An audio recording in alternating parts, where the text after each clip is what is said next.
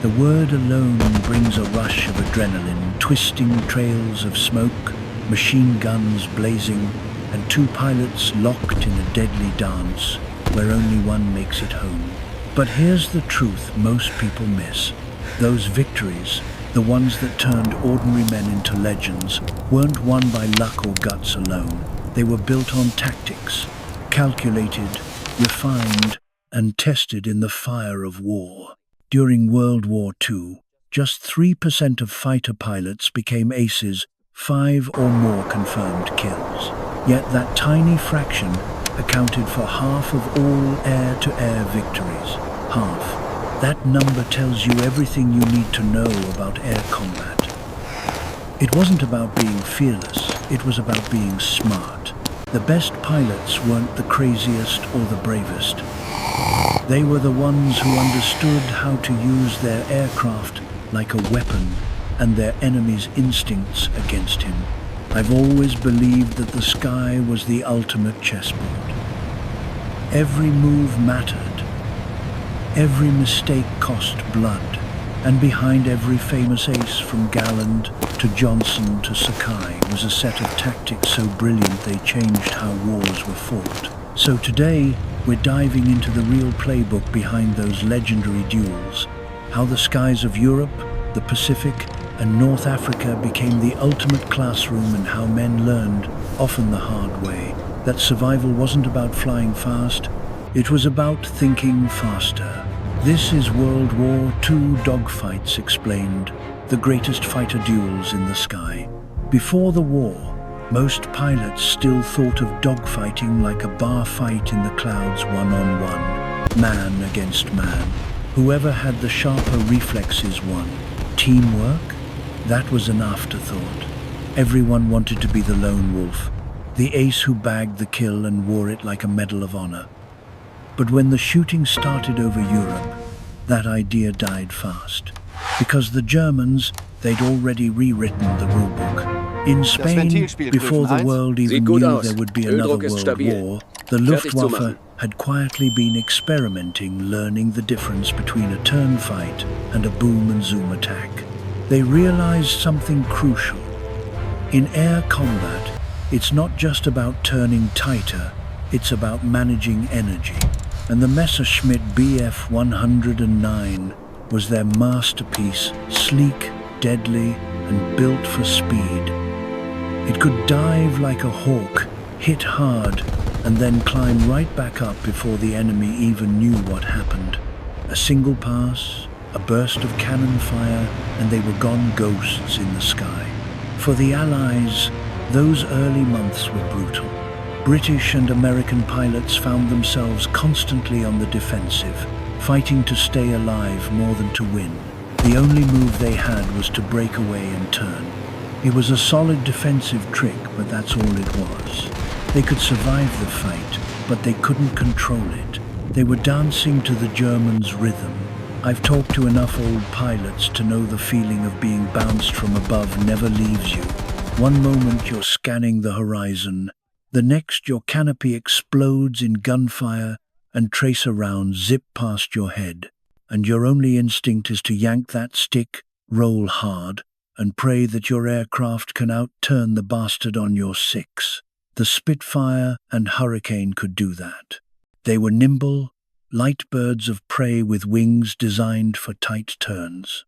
The 109 couldn't match them in that arena. Its heavy wing loading made it a rocket in a climb, but a brick in a turn. And when a German got cocky, tried to outturn a British pilot, that arrogance was often his last mistake. One veteran recalled it perfectly. We turned into them 6 109 seconds against 4 of us in P-40 seconds. It was chaos. They came down from above, making passes, and all I could do was keep turning. Every time they lined up, I'd tighten the circle.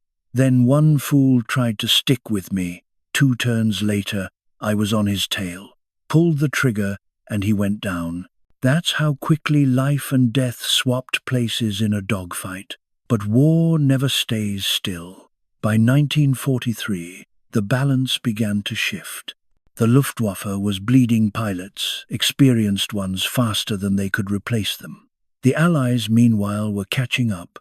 Training got sharper, pilots got smarter, and then came the Thunderbolt, the P-47. She was a brute all-muscle, 8 50 caliber guns, and a turbocharged engine that could climb higher than anything the Germans had. At high altitude, the P-47 was king. A veteran once told me, if you had the height, you owned the fight. And that's exactly how the Allies started fighting from above, with discipline, not desperation. The P-47 turned air combat into a thinking man's game. She could dive like a meteor, smash through an enemy formation, and use that same energy to climb back out before anyone could get a shot off. Hit, run, reset. That was the new playbook. But the real magic? A good pilot could switch styles mid-fight, turn and burn if needed, boom and zoom when it counted. And once the Allies learned to master that balance, the Germans' once invincible 109 seconds and 190 seconds suddenly looked mortal. The sky was changing, and for the first time in years, it was changing in our favor. By 1944, the air war over Europe had become a brutal chess match. Altitude, speed, and energy were the pieces, and the stakes were life or death. The P-47 Thunderbolt had already proven itself a powerhouse, a fighter that could climb with the angels and dive like a falling star. But as every pilot knew, the sky plays favorites. If you were caught low and slow, no altitude to trade for speed, even the mighty Thunderbolt could bleed. Yet, in the hands of a skilled pilot, the P-47 could still dance. One pilot later recalled, "We were on the deck, right down low, chasing a 190. He tried everything to shake me, turns, rolls, dives, but I stayed glued to him. Finally, he gave up. Better to run than to get shot down." That was the beauty of the Thunderbolt. She was a tank with wings, but when flown right, she could still outfox a German ace. Still, not every American fighter found its footing so easily. Enter the P-38 Lightning twin engines, twin tails, and a reputation that split opinions as sharply as its design. Early on, the Lightning was supposed to be the answer to Germany's air dominance, but the reality was harsh. In 1942 and 43, new P-38 pilots, many fresh out of training, tried to dogfight Messerschmitts and Focke-Wulfs the old-fashioned way. It was a mistake that cost lives. See, the Luftwaffe's fighters, the 109 seconds and 190 seconds, could climb, dive, and turn just as fast, sometimes faster, and the P-38 had one deadly flaw. When she dove too hard, compressibility kicked in. To a pilot, that meant one thing: your controls froze. You couldn't pull up. You couldn't turn. You were just a passenger, falling from the sky. One veteran said it plain. They'd come screaming down from the sun, roll over, drop on us, and for a while, we thought the Germans were after us, not the bombers. We couldn't outturn them, and we couldn't dive with them. It was their show for a while. Losses piled up. And for a time, the Lightning, America's great twin-tailed promise, seemed outmatched. But war has a way of teaching hard lessons fast. The pilots learned. They adapted. They started using the P-38 for what it did best: long-range energy fighting and boom and zoom attacks. They discovered the Germans feared that strange-looking fighter more than they'd ever admit. "They didn't know what we could do," one pilot said, "so they respected us, even when we were learning the ropes." By late 1944, the Lightning had evolved. The new P-38 liters changed the game: hydraulic boost controls, dive brakes to kill compressibility, and a new pair of roaring Allison engines that gave it the muscle it always needed. Now the Lightning could climb higher, dive faster, and for the first time, choose its fights. She went from a cautious survivor to a predator. The men who flew her said it best. Once you learn to stop fighting the plane and start flying it, she'd take care of you. And that's what separated the good pilots from the aces, because by now, every man in the air war had learned the same hard truth: dogfighting wasn't about ego anymore.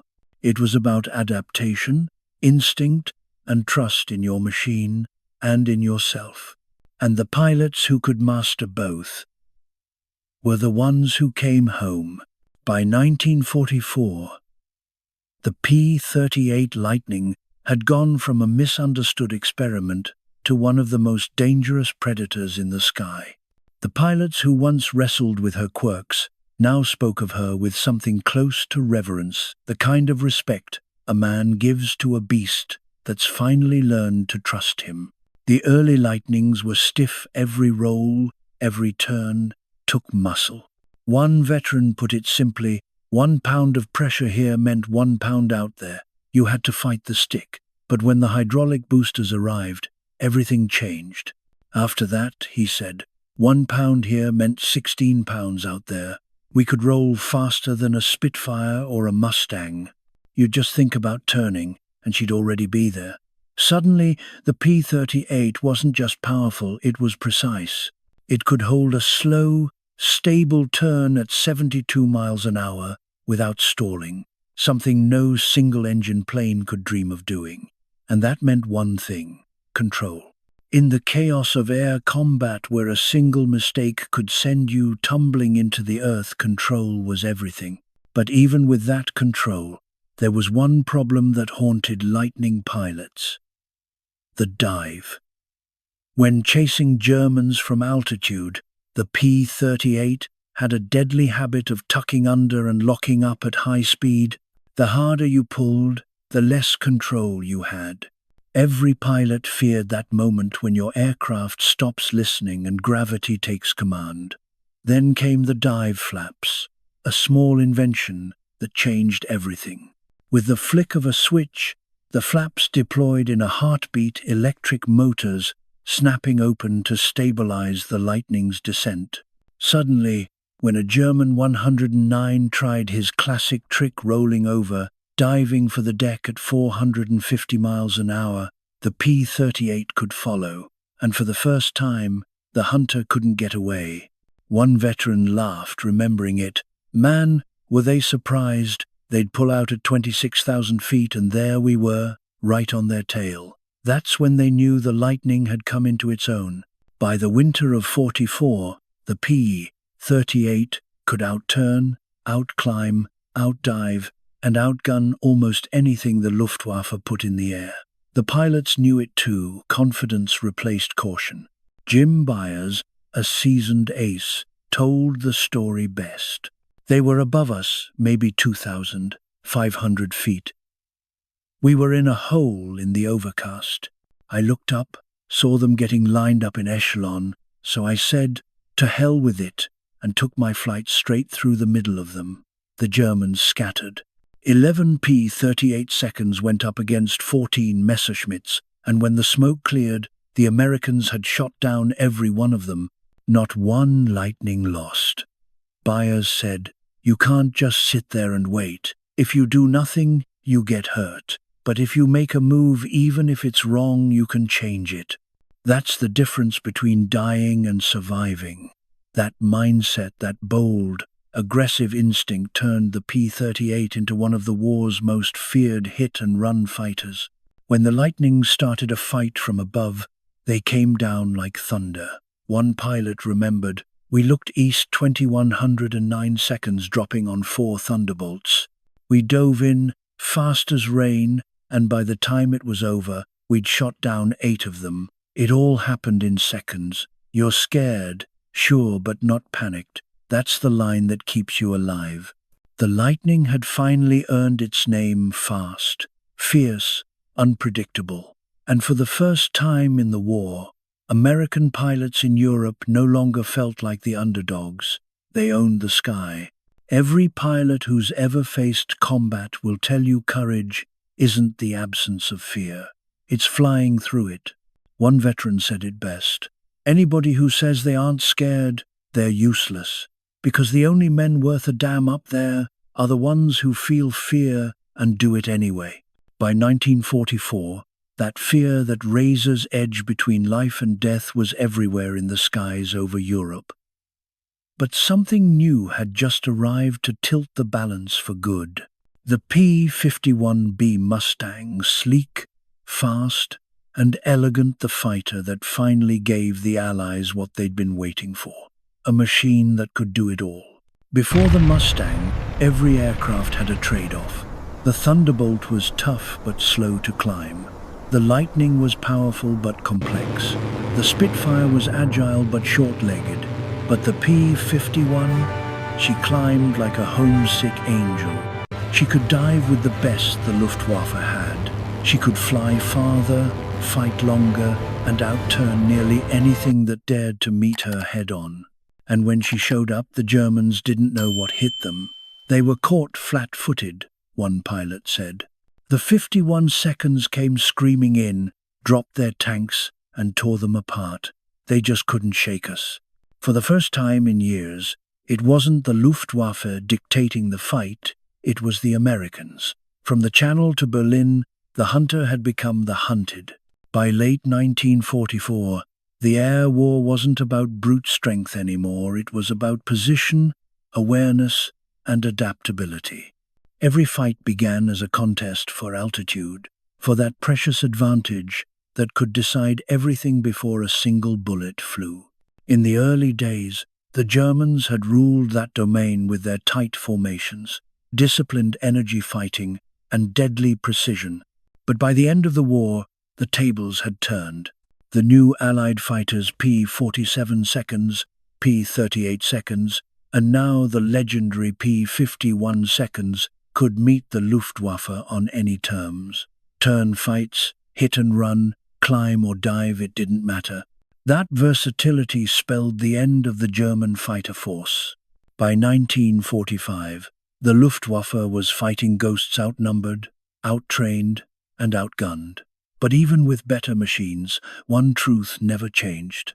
The man mattered more than the metal. See, tactics could be taught, but instinct, that sixth sense that keeps you alive, had to be earned. Pilots called it situational awareness. Today, it's common military doctrine. Back then, it was the difference between life and death. They had a saying, fly 5 and stay alive. If you survived your first 5 missions, your odds of making it through your tour skyrocketed, because by then you'd learned to see the fight differently. You'd learned to sense when an enemy was coming before your eyes even caught him. You could read the sky, the sunlight, the contrails, the angles. You'd learned when to push, when to dive, and when to live to fight another day. The men who mastered that instinct became the aces, the mentors, the ones other pilots prayed to fly beside. And by the time the war's final dogfights tore across the skies of Germany, one truth was clear: victory didn't belong to the bravest or the fastest. It belonged to the pilot who understood the sky and respected it. Because in the end, that's what the greatest dogfights of World War II were really about, not just survival, but mastery. For all the talk of tactics, of horsepower and altitude, the truth was simpler and far crueler. In air combat, the first rule was this: if you can't see it, you can't fight it. And if you can't fight it, you die. Before a pilot learned that lesson, he lived in blindness. Many never saw the aircraft that killed them. Some didn't even know they were being attacked until the tracers hit their cockpit glass. It wasn't stupidity, it was inexperience. In those first few missions, the sky was chaos. Dogfights stretched for miles, climbing and diving through clouds, twisting into every direction at once. You could lose your bearings in seconds, and your friends even faster. One pilot described it perfectly: a dogfight isn't a duel, it's a tornado with teeth. You're spinning, turning, and praying your wingman's still there when you roll out. And that's what separated the living from the dead, the wingman. Lose him, and you might as well have lost your mirror, because up there, you couldn't watch everything at once. A good pilot checked his six every few seconds. Those who didn't? If you don't check six, the veterans used to say, you won't be victor, you'll be victim. Spotting the enemy was everything. Once you had eyes on him, the real challenge was never letting him out of your sight. Every pilot knew the saying, lose sight, lose the fight, because without visual contact, you were blind to his next move, blind to your own fate. That's why rookie pilots were slaughtered in such numbers early in the war. They weren't bad men, they just hadn't learned to see yet, to process the chaos of the sky like second nature. Sometimes, even friendly aircraft could be as dangerous as the enemy. One young pilot recalled, "It was my first real fight. A 109 cut across my nose. I rolled left, trying to follow, and suddenly it started coming apart mid-air. I hadn't even fired. Turned out Glenn Eagleston was on the other side. We almost collided, air scoop to air scoop. He got the kill and told me afterward, 'Kid, you owe me one.' Moments like that taught pilots fast the sky wasn't a place for hesitation. Those who survived long enough to learn became invaluable, not because they were lucky, but because they finally understood the rhythm of combat. A great fighter pilot, they said, needed three things. First, eyes. Eyes sharp enough to catch a speck at 5 miles and know, instantly, if it meant life or death. Second, feel. That instinct to fly your machine right up to the edge of its limits, to know what she could take and what would break her. And third, understanding. Not just of your aircraft, but of your enemies. To know how far he could dive before his wings screamed, or how tight he could turn before his engine stalled. To turn his strengths into his traps. That was what mastery looked like. And for every 100 pilots, maybe 5 ever reached that level. Air-to-air gunnery, the art of turning that mastery into victory, was even rarer. Dick Bong, America's ace of aces, couldn't hit a thing when he first arrived in combat. He'd empty his guns and come home embarrassed. But after months of relentless training, he came back transformed, striking enemies from any angle, any distance, with surgical precision. That's what air combat really was. Not luck, not bravado. It was patience, discipline, and a kind of artistry that few would ever live long enough to master. And those who did, they didn't just survive the war, they defined it. When people talk about aces, they often picture wild men in the clouds, fearless and unshakable. But the truth is, what separated the hunter from the hunted wasn't just nerve. It was math. It was geometry at 400 miles an hour and the courage to hold your fire until the numbers lined up perfectly. That's what deflection shooting was all about, the fine art of hitting a moving target, not where it was, but where it would be. A 0-degree shot directly behind the enemy was easy. That was the classic Hollywood angle. Point and shoot. But try hitting from 45 degrees. Or 90 when your guns are firing across the target's path, and you have to aim ahead of him, not at him. That's when the real skill showed. Deflection shooting wasn't just technique, it was instinct, a kind of deadly intuition built only through repetition and fear. Only a few ever mastered it. There was René Fonck, the French ace of World War I, 70 kills with barely a wasted bullet. And Hans-Joachim Marseille, the star of Africa, who could bring down a tough American P-40 with just 7 or 8 rounds.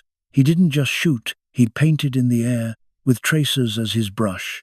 For the Americans, there was Tommy Maguire, quiet and precise, a man whose gunnery was so sharp he could break up enemy formations almost single-handedly. 38 kills, the second highest American ace of the war. He was proof that precision could be just as lethal as aggression. But hitting a target at those speeds took more than talent. It took technology. Early in the war, US pilots relied on simple reflector sights, little more than glass, mirrors, and courage. But later, something revolutionary arrived. The K-14 gyro gun sight. With its spinning gyroscope, it could predict your enemy's movement, calculate the angle, speed, and lead, all while you focused on flying. For the first time, a pilot didn't have to guess where to aim. The machine did the math for him. Still, it wasn't foolproof. One pilot remembered, "I was pulling a tight turn, closing in on a 109, when my gyro dumped. Just shut off. If I'd had my old ring and dot, I'd have nailed him. Instead, I watched him slip away." Even with the best tools, the margin for error was razor thin. One wrong move 1 second too late, and you were the one spinning down in flames. Because up there, mastery wasn't enough. You had to be part artist, part engineer, part gambler. And even then the odds didn't care. Among those who did master it, a rare few rose above the rest, the true hunters. Their world was vast and merciless. Blue sky, silver contrails, and the constant echo of gunfire. They lived in a cycle of kill or be killed, day after day, until either their skill or their luck ran out. They were the reckless of the reckless. Men who would dive headlong into a furball outnumbered 5 to 1 and somehow claw their way out. Their brilliance was undeniable, and so was their fate. Most burned out as quickly as they rose, falling not to their enemies, but to their own audacity. In the end, survival in the air was never just about courage. It was a delicate balance of skill, awareness, and chance. The best pilots learned to respect that balance, to know when to attack, when to pull away, and when to trust their instincts. The reckless chased glory, the survivors chased tomorrow. And as the final battles of World War II raged above Europe, one thing became clear: the greatest dogfights weren't fought for medals or fame. They were fought between men and their own mortality. The sky wasn't a battlefield. It was a test of nerve, of knowledge, and of what it truly meant to live one more day. By the final years of the war, the sky over Europe had become more than just a battlefield. It was a laboratory of survival. Every mistake, every maneuver, every victory carved new lessons into the air itself. The pilots had finally learned what generations before them only guessed: that tactics, not technology alone, decided who lived and who didn't. A bad move could kill a genius, a good one could save a rookie. And for the first time, air combat wasn't just about fighting, it was about evolving. No aircraft embodied that evolution better than the P-51 Mustang. She wasn't just another fighter, she was a revelation. An aircraft born from desperation, ingenuity, and, if we're honest, a little bit of luck. When the Allies mated the Mustang's sleek American airframe with the British Rolls-Royce Merlin engine, they didn't just build a plane. They built a bridge, a machine that could escort bombers from England all the way to Berlin and back. The Mustang turned daylight bombing, once a near-suicidal mission, into a winning strategy. The irony? That partnership almost never happened. For years, national pride stood in the way. Americans didn't want to rely on British engines, and the British thought the Americans' design was unproven. But then, in 1941, something new appeared over the channel. Sleek, brutal, and deadly. The Focke-Wulf 190. It tore through Spitfires and Thunderbolts like a buzzsaw. Its climb rate, firepower, and roll speed stunned the Allies, forcing them to face an uncomfortable truth: if they didn't adapt, they'd lose the skies. So, they did the unthinkable. They set aside ego and pride and worked together. American engineering met British genius. And from that uneasy marriage came the P-51 Mustang, the aircraft that finally broke the Luftwaffe's back. But to really understand the Mustang's rise, you have to go back to where it all began. December 17th, 1903. Kitty Hawk, North Carolina. A rough, icy wind, and two brothers standing beside a fragile craft made of wood and cloth. When the Wright Flyer lifted off that sand dune, it didn't just fly, it rewrote what humanity thought was possible. Its tiny 12-horsepower engine was crude by any modern measure, but it changed everything. The Wrights had built the first inline engine, 4 cylinders in a straight line, a design that would inspire generations of aircraft to come. That little motor was also revolutionary for another reason. It used a cast aluminum crankcase, one of the first of its kind. It kept the Flyer light enough to fly, proving that in aviation, every pound mattered. That lesson would echo through every cockpit that followed. As the years passed and war clouds gathered, engines evolved. The world needed power, not just enough to fly, but to fight. From France came the rotary engine, a radical design where the entire cylinder block spun around a fixed crankshaft. It was light, fast, and simple, perfect for the fragile biplanes of World War I. But it came with a price: poor fuel economy, blinding oil spray, and a ride that could shake a man's teeth loose. Pilots joked that you didn't need breakfast before a flight because you'd get a mouthful of castor oil by the time you landed. Rotary power gave the world its first real dogfighters, but it also gave it a lesson. Speed and agility mean nothing without control. So by the 1,920 seconds, the world turned back to inline engines, refining them with every year. They grew sleeker, more efficient, and more powerful, each new design pushing humanity higher and faster than before. Across the Atlantic, the United States was facing a different challenge. The Navy needed fighters that could fit on the tight decks of its new aircraft carriers. Inline engines, with their long, narrow noses, took up too much room. And so, America turned toward a new idea, one that would change aviation forever: the radial engine. From the sands of Kitty Hawk to the dogfights over Berlin, every innovation, every piston, propeller, and spark was one link in the chain that led to the perfect balance of power and grace, the Mustang. It was proof that flight itself, like war, wasn't conquered in a day. It was learned, refined, and paid for, one pilot, one engine, and one evolution at a time. By the early 1,930 seconds, the race for the skies had become a race for survival. Every nation, every engineer, every pilot, all chasing the same elusive goal: speed. In America, the Navy clung to its radial engines, rugged, simple, and dependable. They were built for endurance, not elegance. Rows of fat cylinders sat like armored hearts on the noses of carrier planes, air-cooled and battle-hardened. They could take hits, lose oil, lose a cylinder, and still limp home. For a Navy pilot staring down an endless blue ocean, that kind of reliability wasn't a luxury, it was life insurance. But across the Atlantic, the mood was different. The skies over Europe were becoming an arena of science and ego. Here, speed was everything. The new generation of European engineers, men like R.J. Mitchell at Supermarine and Willy Messerschmitt in Germany, believed that drag was the enemy, and beauty was aerodynamic. They sculpted their fighters like arrows, wrapping engines in streamlined cowls and polishing every line until it gleamed like a bullet. To achieve that, they turned to the V12 inline engine, long, narrow, liquid-cooled, and blisteringly fast.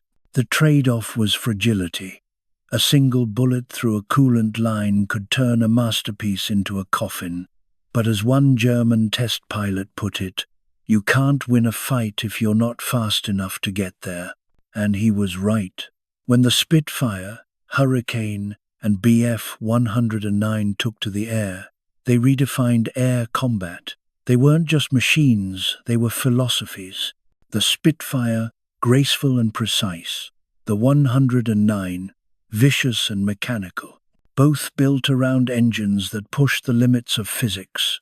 Rolls, Royce's Merlin, and Daimler, Benz's DB601.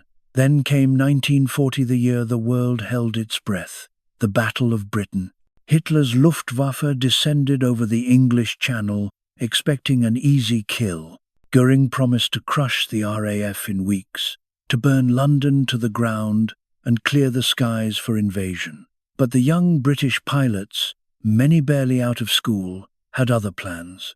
Flying Spitfires and Hurricanes, they fought like ghosts in the clouds, vanishing into the sun, diving out of nowhere and climbing back into the fight again. It wasn't just a battle for airspace. It was a battle for time, for civilization itself. Both sides lost heavily. Engines screamed, oil smoked, pilots burned. And in the crucible of that summer, engineers on both sides wrung every last ounce of power from their designs. Every pound saved, every knot gained, could mean the difference between victory and vapor. When the dust settled, Britain had survived barely, but the fight had exposed a harsh truth. The RAF needed help. Its factories were strained, its pilots exhausted, and its supply lines thin. So, they turned reluctantly to their former colony across the sea.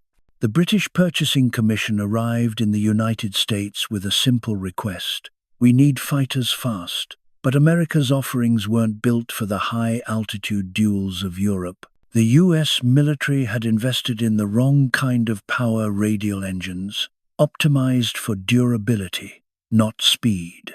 The few inline engines they had, like the Allison V1710, were temperamental and complex, great in theory, but hard to fit into tight fighter airframes.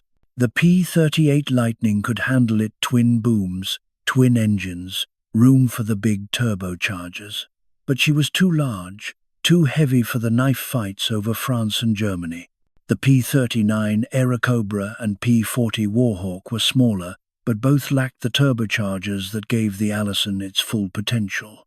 The Airacobra's radical mid-engine design was supposed to change everything until the cooling scoop proved too drag-heavy.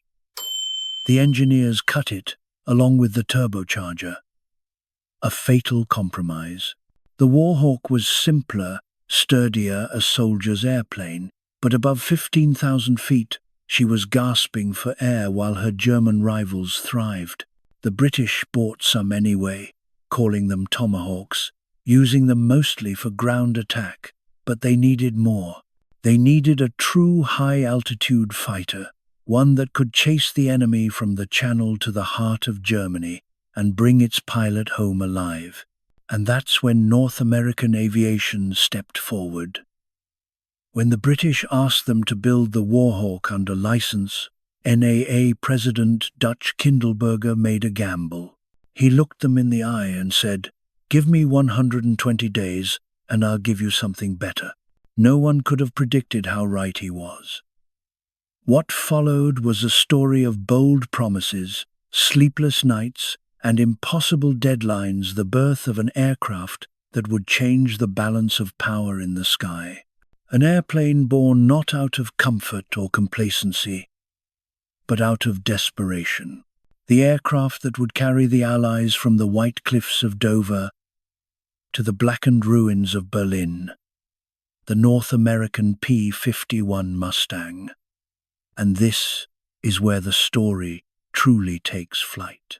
By 1940, the war in the skies had become a brutal chess game, played not with pawns and kings, but with men and machines.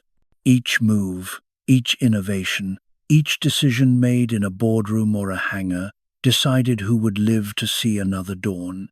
The Battle of Britain proved one thing beyond doubt. The difference between victory and annihilation could be measured in miles of range and seconds of climb rate. The Bf-109 and the Spitfire were beautifully matched, two predators circling each other above the English countryside. But the 109 had one fatal flaw: endurance. It could only stay over enemy territory for about 20 minutes before fuel warnings began to blink. And in war, 20 minutes is an eternity or nothing at all. To fix that, the Luftwaffe turned to its twin-engine escort, the Bf-110, a heavy fighter that looked powerful on paper. But in reality, it was a flying contradiction, too slow to escape, too heavy to turn, and too valuable to lose. It had range, yes, but when Spitfires found them, those long, elegant wings turned into coffins in the sky. The Germans even toyed with madness, towing 109 seconds behind 110 seconds to save fuel, like some kind of flying convoy. It was the kind of desperate idea that only makes sense when you're losing. What the Luftwaffe really needed was something new, a single-engine fighter that could fly farther, hit harder, and climb faster than anything Britain had. But there was one problem. Germany's best engine, the Daimler-Benz 605, was already in short supply, and the High Command refused to allocate any for experimental designs. So, one man decided to rewrite the rules. Kurt Tank, engineer, test pilot, visionary, the man who would build the Focke-Wulf 190 and in doing so, change air combat forever. Tank looked where no one else dared, to the radial engine. To most German engineers, that was heresy. Radials were for bombers, not fighters. They were too bulky, too drag-heavy, too American. But Tank saw potential where others saw problems. He turned to the BMW 801, a massive 14-cylinder radial that had already proven its worth on the Ju-88 and Du-217 bombers. It was powerful, reliable, and most importantly, it could take a hit and keep running. In an age where one bullet through a coolant line could end a pilot's life, that mattered more than beauty. Of course, the challenge was aerodynamics. Radials were like flying barrels, terrible for streamlining. But across the ocean, the Americans had already found a solution. The Nucker cowl, a simple metal ring that smoothed airflow around the cylinders and improved cooling. Tank studied their research, adapted it, and refined it for combat performance. He also noticed something else. Both the US Navy and the Imperial Japanese Navy were flying modern carrier fighters with radial engines, the F-4F Hellcat and the A-6M0. If they could make it work, so could he. Still, Tank's biggest battle wasn't fought in the air, it was fought in conference rooms. Convincing the Luftwaffe's bureaucrats to approve a radial engine fighter was like trying to sell snow to Siberia. But when his prototype finally took flight, it silenced every critic. They called it the Focke-Wulf 190. The Allies would soon call it something else, the Butcher Bird. Soft mechanical crescendo, ingene hoar. When it appeared over France in 1941, British pilots were stunned. From a distance, it looked like an American Republic P-43 Lancer, an easy target, but when the shooting started, that illusion vanished. The FW-190 didn't just fight, it dominated. It climbed like a rocket, rolled faster than any Spitfire, and hit with a fury that shredded anything in its path. In one brief, terrible afternoon, the RAF lost more planes than anyone could count, and with them, something even greater, air superiority. For the first time since the summer of 1940, the Germans owned the skies again. The British response was immediate and desperate. All eyes turned to Rolls-Royce. The Merlin engine had served valiantly, powering the Spitfire and Hurricane, but against the new German monster, it was running out of breath. The engineers at Derby knew they didn't have years. They didn't even have months. Britain needed power. Now, they began experimenting with a new idea. Not a new engine, but a new kind of supercharger. The Merlin already had one, but what if it had two, a two-stage two-speed system that could ram more air into the cylinders at high altitude. It was risky, the math was brutal, but desperation does strange things to men. Day and night, the engineers worked, tweaking, testing, praying, and when the first prototype roared to life, even they couldn't believe what they'd built. The new Merlin didn't just perform better, it transformed. It breathed deeper, climbed higher, fought longer. At full throttle, it felt less like an engine and more like a heartbeat with wings.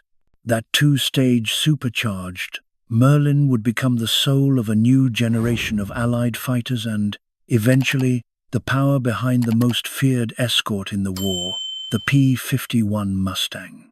Soft pause, music swells, and so the balance began to shift again.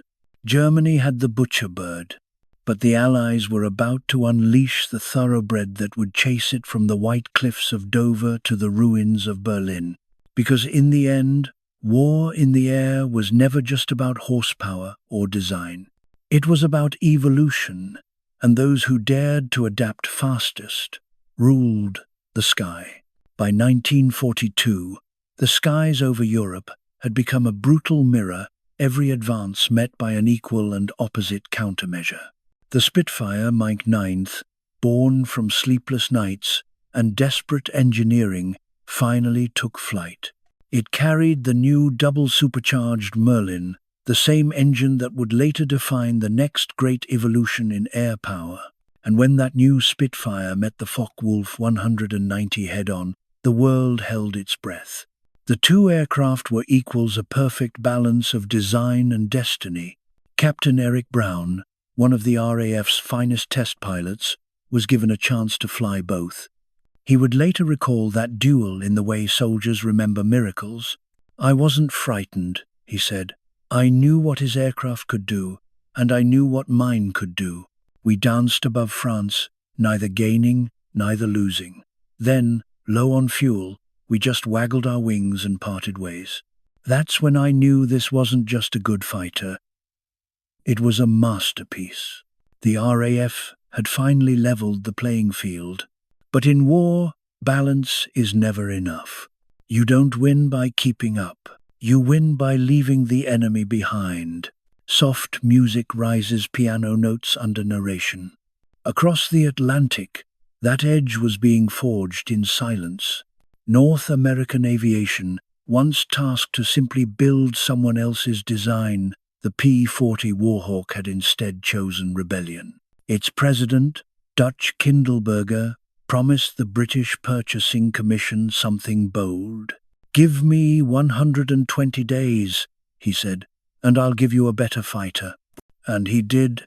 The result was sleek, elegant, and unlike anything else in the sky, the P-51 Mustang. It was fast, stable, and forgiving a pilot's airplane. Its laminar flow wings sliced the air cleanly, giving it incredible efficiency and range. It was love at first sight. Almost. Because, at higher altitudes, the Mustang's Allison engine began to choke. It lacked a turbocharger, and above 15,000 feet, it simply couldn't breathe. The Beauty had wings but not lungs. Still, those who flew it saw something special. Among them was Rolls-Royce test pilot Ronald Harker, a man with an engineer's mind and a poet's instincts. He saw in the Mustang a kind of hidden potential, a perfect airframe missing its perfect heart. And he had an idea that would change everything. What if, he wondered, we gave the Mustang a Merlin? It sounded almost too simple. But on paper, the numbers were staggering. The British Merlin 61 with its two-stage, two-speed supercharger could turn the Mustang into a predator. Faster than the Spitfire, higher than the Focke-Wulf, and strong enough to cross the Channel and come back for more. Convincing the bureaucracy wasn't easy. The Americans were proud of their Allison, and the British were protective of their Merlin. But war doesn't wait for pride to catch up with progress. Finally, the two teams agreed, and the marriage of genius began. Rolls-Royce installed the first Merlin into a Mustang airframe. The results were immediate, almost violent. The plane didn't just fly. It leapt. It climbed like it was pulled by gravity in reverse. It dove like a hawk, and at full throttle, it sounded like the sky itself had found a voice. Ronald Harker's intuition was right. The Mustang with a Merlin engine was something new, something transcendent. Even British engineers whispered it quietly. This may be the finest fighter in the world. North American quickly modified its design to handle the power. They reinforced the frame, replaced the three-bladed propeller with a four-blade Hamilton standard, and added plumbing for drop tanks, simple external fuel pods that could double the aircraft's range.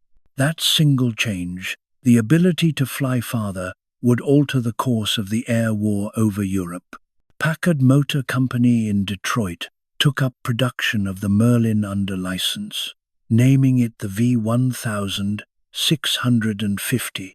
Henry Ford, despite his industrial might, refused to participate. He would only build defensive machines, not engines for killing. So Packard and its American craftsmen became the unlikely saviors of Allied air power. By the spring of 1943, the first P-51B and P-51C Mustangs took to the air. Air Vice Marshal Paddy Harbison recalled their arrival at his Spitfire squadron. "The Mustang was a revelation," he said. "It was roomier, steadier, built for comfort as much as speed.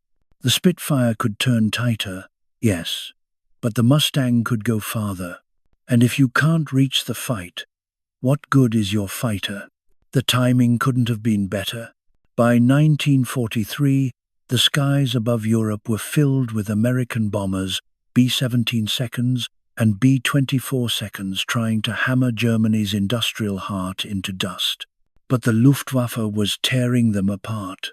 Squadron after squadron of fortresses went down in flames, their tight box formations no match for the speed and precision of German interceptors. The P-38 Lightning had range, but not agility. The P-47 Thunderbolt had power, but not endurance.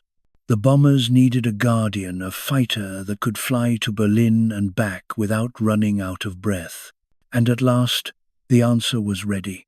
The P-51 Mustang, powered by a British heart, built by American hands, and flown by men who understood that sometimes the greatest victories are born from compromise.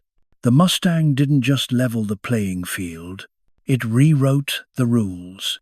Because in war, as in life, the greatest creations often come from those willing to break the mold. And the Mustang's sleek, relentless, and utterly fearless was the mold breaker that turned the tide of the air war, once and for all. By 1944, the sky over Europe had changed color.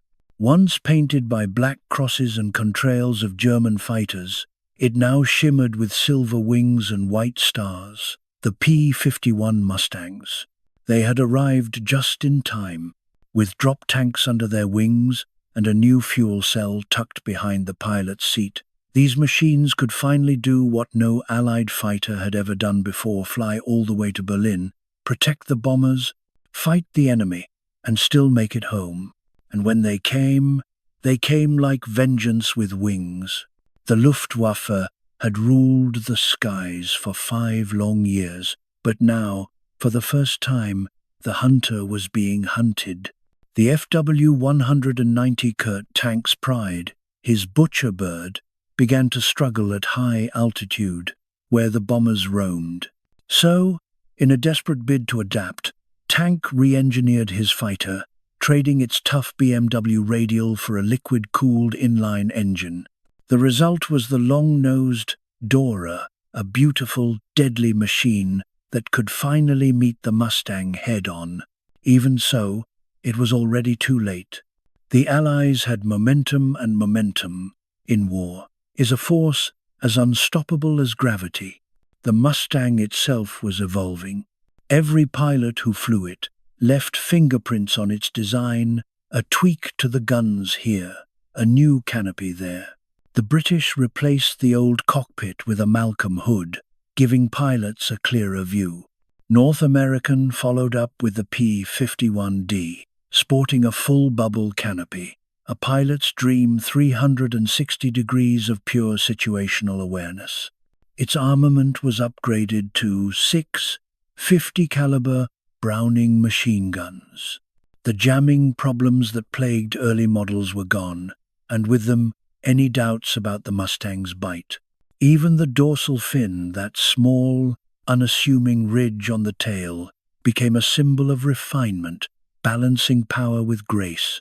From every angle, this airplane was a perfect contradiction. Agile yet stable, lethal yet elegant, fast yet enduring. It wasn't just a fighter. It was the embodiment of everything America had learned the hard way about war, that engineering and courage must evolve together, or both will die. When the Mustangs finally swept over Berlin, Reichsmarschall Hermann Goering looked up from his command post and said, "When I saw Mustangs over Berlin, I knew the war was lost." He wasn't wrong. The fall of Germany was now a matter of time and fuel. But across the world, another battle was raging, one fought over the boundless blue of the Pacific. The B-29 Superfortress carried America's fury to Japan, flying missions longer than any in history. Even the Mustang's mighty range couldn't keep up. The ocean was simply too vast. So, North American engineers went back to their drawing boards, searching for one more miracle. Their answer was bold, even bizarre. The twin Mustang, or F-82. Two Mustangs, joined at the wing, two pilots side by side, and a shared heartbeat of power that could cross oceans. It was a machine built for a war that was already ending. The prototypes, fitted with Merlin engines, were extraordinarily fast, stable, unstoppable. But when production began, bureaucracy intervened. The U.S. Army Air Forces demanded an all-American power plant. The Allison V-17-10100. Without the Merlin's breath, the new Mustang lost its edge. It could fly far, yes, but not fast enough to matter. And by the time the F-82 was ready, the war was over. Peace, however, never keeps a fighter grounded for long. When the world caught fire again in Korea, the Mustangs returned. They were old by then, relics of a piston age, colliding with the future of jets. But their strength was endurance, not speed. They flew from Japan across the Yellow Sea, low and slow, strafing trains, trucks, and tanks, warriors repurposed for a new kind of fight. The twin-seat F-82 seconds finally saw their moment, escorting bombers, intercepting enemy aircraft, even flying night patrols. Colonel Rayo Roberts, one of the Mustang pilots who lived through both eras, later said, "I flew the F-6 Mustang with cameras. We mapped Japan, Korea, photographed every inch of it. Then came the war, and the old bird went back to doing what it was born to do, fight, even in a jet-dominated sky." The Mustang still found relevance and respect, because history doesn't just remember what comes first, it remembers what endures. And the Mustang endured. When the engines finally cooled and the hangars fell silent, the P-51 stood apart, not as the fastest, not as the most powerful, but as the most complete expression of human ingenuity in wartime. It was a story written not by one nation, but by two British brains, American hands, and the shared determination to build something that could not just win, but last. If the Merlin and the Mustang had never met, history might have remembered the P-51 as a dependable footnote, a good enough ground attack plane. Instead, it became a legend. Because sometimes the right idea at the right moment doesn't just change a battle. It changes the world.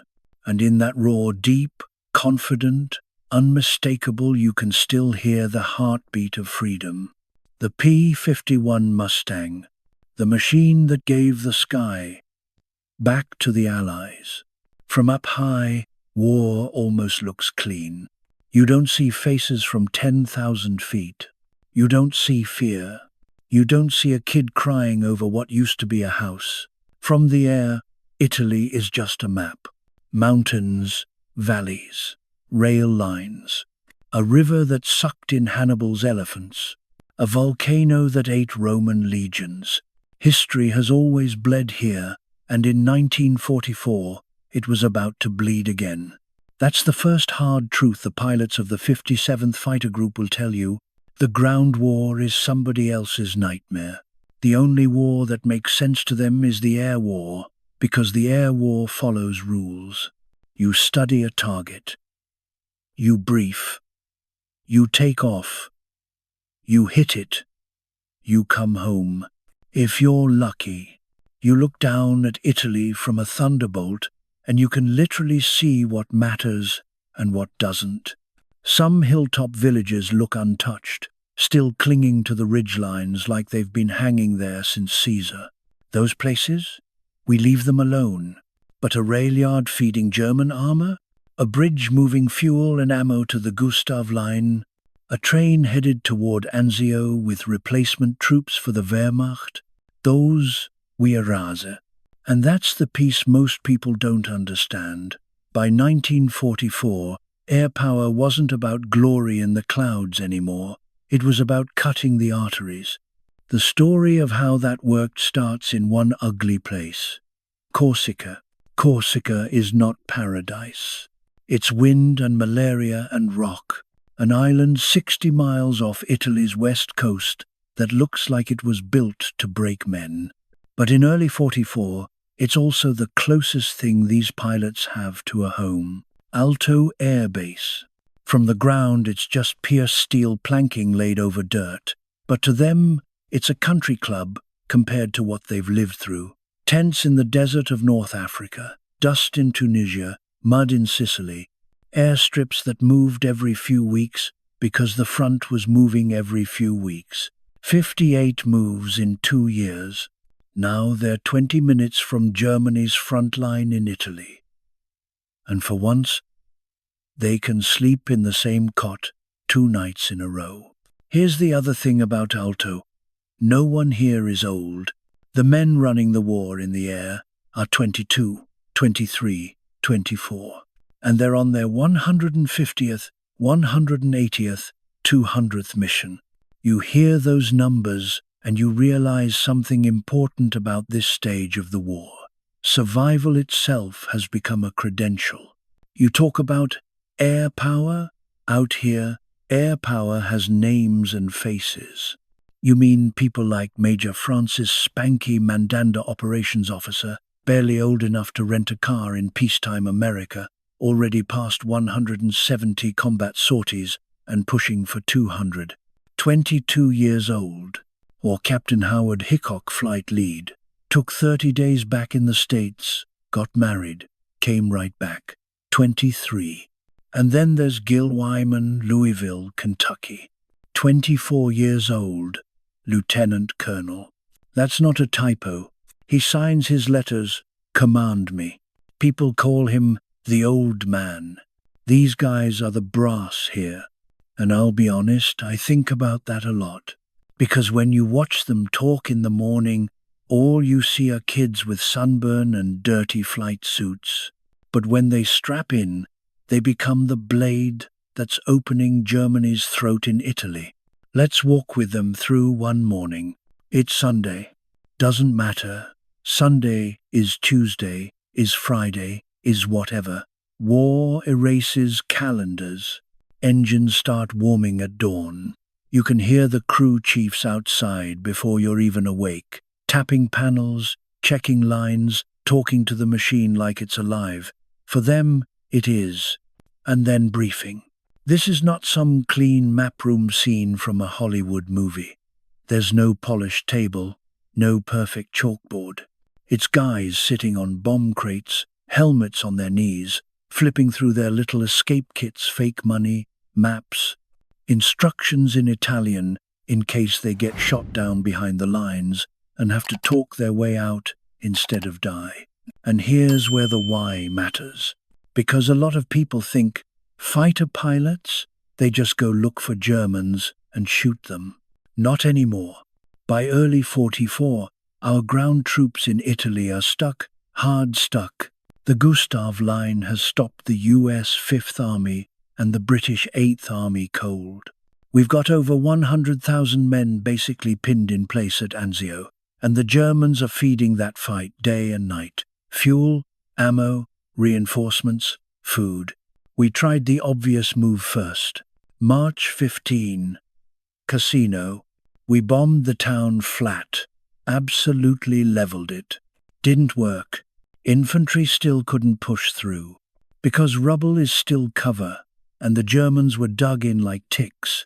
So the Air Generals Ira Eker, John K. Cannon, Gordon Saville did something that honestly changed the way modern war works. They said, stop trying to blow a hole in the front. Start starving the front. Don't hit the line. Cut the supply. That plan had a name. Operation Strangle. And here's the logic chain they were betting lives on. No supply is igual a no movement. No movement uguale a no counterattack. No counterattack uguale a we break Anzio. We break Gustav. We break Italy. How do you strangle an army spread across an entire country? You don't bomb the tanks. You bomb the bridges that the trains need to reach the tanks. Italy is nothing but mountains and river crossings threaded together by a rail network, and every one of those rail lines runs over a bridge. You take out the bridge, the line dies. You kill the line, the front starves. You starve the front, you start to win. That's the mission today. Not dogfighting, not glory, not 10 kills, ace in a day. Bridges. So the 57th Fighter Group flying P-47 Thunderbolts, single-seat fighter bombers, is about to go out and punch holes in Italy's throat. The Thunderbolt is not graceful. It's huge. It's heavy. The pilots call it the Jug, short for Juggernaut, or if you're feeling less poetic, Milk Jug. But that size, that weight, that radial engine, that's exactly why it's perfect. One man, one engine that will take punishment and keep turning. 500-pound bombs under the wings. 50 cal Brownings in the nose. Rockets wired up and ready. It's a flying sledgehammer, and each plane is a relationship, almost a marriage between two people, the pilot and the crew chief. If you're a crew chief, that P-47 is yours, period. The pilot just borrows it. You bolt it together. You nurse it through battle damage. You know every rattle and cough in that engine by ear. You send it off and you stand on the ground, pretending you're not listening for it to come back. If he's been flying your airplane for a while, he's not just a pilot to you anymore. He's your guy. That's the emotional cost no one puts in the reports. Every takeoff is two people holding their breath. Launch time. They taxi out in pairs. Wyman and Gustafson first. Then the next pair. Then the next. Thunderbolts waddling under ridiculous loadouts, belly tank, rockets, bombs, gun cameras, guns hot. Takeoff in a Jug is violence. You've only got 6,000 feet of steel mat, and this thing is fat with fuel and iron. Halfway down the strip, you hit the point of no return. Committed. Meaning, if something goes wrong, you're not braking. You're either going to fly or you're going to die at the end of the runway. But one by one, they claw into the air. The whole squadron lifts off Corsica, swings out over the Mediterranean, then drops to wave-top level 60 miles east into Italy. 60 miles.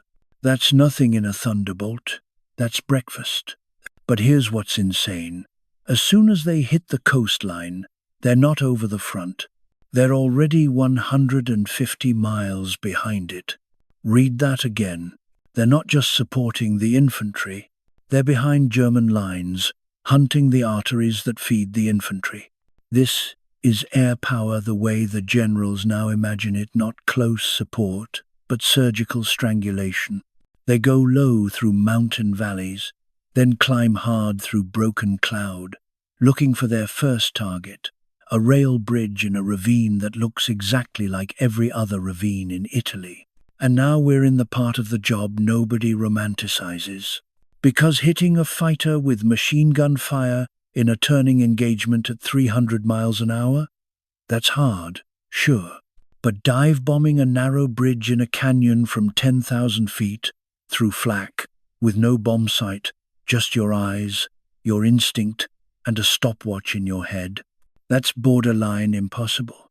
Here's how they do it. The squadron splits into sections. Wyman leads.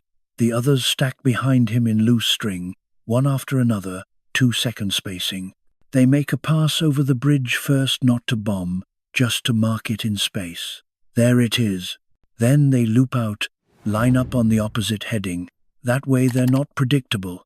Never come in from the same direction you just showed the enemy. That's one of those you either learn it or you die rules. Then Wyman peels off. Nose over, canopy vibrating. The P-47 drops like a thrown anvil.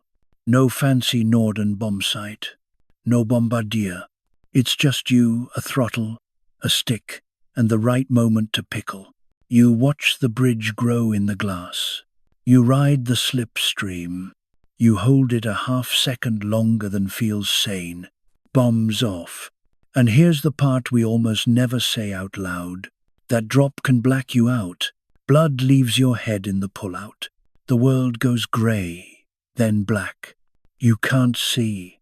You're doing 400+ miles per hour in a river valley with mountains on both sides and anti-aircraft guns throwing metal into your face. If you're 19 and flying a jug in 1944, not passing out is a tactical skill. The first section hits, some misses, then a direct hit. Stone and steel jump. The bridge shudders. Now red section goes in, then black section. And just like that, a key artery feeding German armor to the Gustav line is gone. That's not support. That's strategy. And it's personal now, because once the bombs are gone, they don't just go home. No, now comes the prowling. They drop to the deck treetop height, 50 feet off the ground, sometimes less, and they start hunting. Rail lines are basically breadcrumbs. You follow the track, and you will, eventually, find a train. When you do, you don't go for the boxcars first. You go for the locomotive. You kill the heart. You come in low, raking it with 50 cal fire. The whole engine erupts in steam and sparks. The train can't move now. It's stuck, boxed in, vulnerable. Then the rest of the squadron chews it apart. 12 Thunderbolts crossing in, one after another, ripping into fuel cars, ammo cars, troop cars. Steel explodes, wood splinters, men run. Some don't make it. And here's the brutal truth the pilots will tell you. If you ask them years later, when the bravado wears off, they knew there were people in those cars.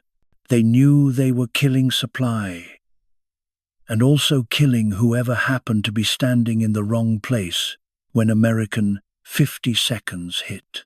And they did it anyway, not because they were bloodthirsty, because Anzio was bleeding, because the Gustav line wouldn't break, because every bullet they put through a German supply train here meant one less machine gun firing at an American kid crawling in the mud somewhere south of Rome. This is the part, as a narrator, where I have to be honest with you. When you watch gun camera footage, it feels distant, clean, clinical. black and white film. Tracers, targets bursting. But to them, it wasn't clean. It was a job. A job where you wake up at 22 years old, eat fast, joke fast, write your name on a bomb in chalk, promise a ground crew you'll bring their airplane back in one piece. And then you strap into the loudest, hottest, most temperamental machine on Earth, fly 150 miles behind enemy lines, and try not to black out while throwing 500-pound bombs at a stone arch built before your parents were born. Also, a stalled army can live one more day. This is air power in 1944. Not headlines, not posters, not aces high. This is method. This is pressure. This is math. This is how you strangle an entire front line from the sky. War looks so simple from 1,000 feet up. You see a target, you hit it, and you move on. But down here, back at Alto, that illusion fades fast. The day's mission always ends the same way. You roll out on the mat runway, engines screaming, heart pounding, and then silence. You pull off your gloves, your fingers stiff from the cold. You smell burned oil, cordite, and sweat, and you realize you made it back. But not everyone did. When the last Thunderbolt peels up for landing, the men on the ground start counting. 12 took off. 11 came home. Nobody saw what happened. Maybe flak, maybe fuel, maybe just bad luck. You'll think about it later. You always do. But right now, you just focus on getting your wheels down without wrecking your crew chief's airplane. Because here, even landing feels like part of the fight. At Alto, life doesn't stop between missions. The engines rest, but the men can't. There's too much dust, too much waiting, too much of everything except peace. So they build anything that feels like normal. A man from New Orleans turns scrap wood into a barber shop. Another builds a washing station from an old pump and a bomb rack. Someone else wires up a beach club near the water using parachute silk for shade. If you want something out here, you don't ask for it. You build it. That's how Americans wage war, not just with bombs and bullets, but with hammers and hope. Step off the airfield, and you're in Corsica. Step back on, and you're in a little piece of America laughter, bad coffee, half-warm beer, and a radio tuned to something that sounds like home. But let's be honest, there's an emptiness even the beach club can't fill.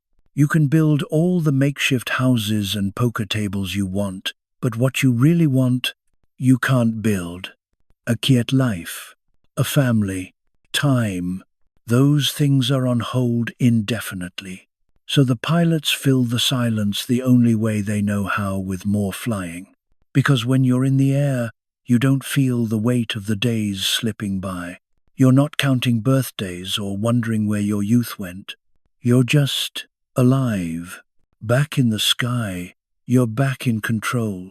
Until the war reminds you, no one's really in control. Somewhere over the Italian hills, a P-47 doesn't pull up in time. You see the flash, the plume of black smoke, the tower of fire rising from the earth. You know what it means. You also know you can't stop. No place to park up there. No time to mourn. So you fly on. And maybe that's the cruelest part of all. War doesn't pause for grief. It just keeps moving forward. By April, the results are undeniable. Every major rail line south of Rome, dead. Every bridge worth crossing, gone. Every supply train, stalled, burning, or buried under twisted steel. The Luftwaffe tried to fight back, but Operation Strangle had already lived up to its name. Italy was choking. Trains stopped running. Then trucks stopped running. Then the Germans, desperate, started moving supplies by sea. That's when the pilots smiled, because out here, water just means new targets. By May, the pressure broke. Allied troops surged forward. Casino fell. Anzio broke free. And in 3 relentless weeks, they marched into Rome. From the sky, you could see it all, the highways littered with wrecked convoys, the rail yards cratered and silent, the bridges snapped in half like matchsticks. 10,000 German vehicles destroyed, hundreds of tanks stranded, thousands of shells never fired. That's what air power does. It doesn't just win battles, it erases the enemy's ability to fight them. And yet, for every bridge the pilots blew apart, for every train they destroyed, one truth always came back to haunt them. Victory comes with a price tag no one can count. You can tally sorties, you can measure tonnage of bombs dropped, but how do you measure the silence when one plane doesn't return? The empty bunk, the untouched cup of coffee, the name no one says out loud at breakfast. That's the other side of the country club, the price of keeping it running. Still, they kept flying, because if they stopped, someone else would die on the ground. When Rome finally fell, the men of the 57th didn't cheer. They just cleaned their goggles, checked their maps, and prepped for the next mission, because they knew the truth no headline ever captures. The day you start celebrating is the day you stop surviving. And out here, survival is the job. Night falls over Corsica. Engines go quiet. Some men sleep early. Some head to the club. Laughter carries through the camp, thin, tired, real. Colonel Wyman signs another report. Missing in action. Somewhere, a telegram will start its journey home. A mother will read it. A wife will fold it in her hands. And a nation will keep calling it glory. But he knows better. He's seen what glory costs. And tomorrow, at dawn, the engines will start again.